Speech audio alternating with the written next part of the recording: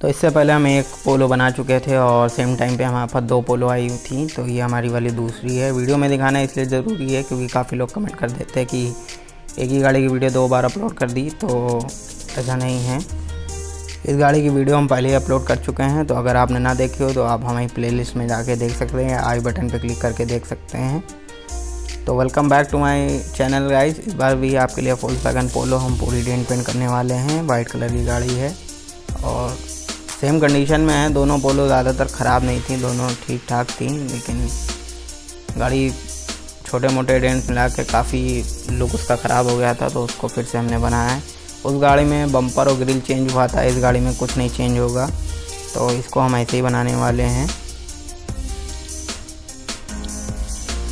इस गाड़ी में उस गाड़ी में फ़र्क ये है कि उसमें इसमें अलॉयस लगे हुए हैं और उसमें रिम लगे हुए थे, तो गाड़ी में यही फ़र्क है, बाकी और कुछ फ़र्क नहीं था।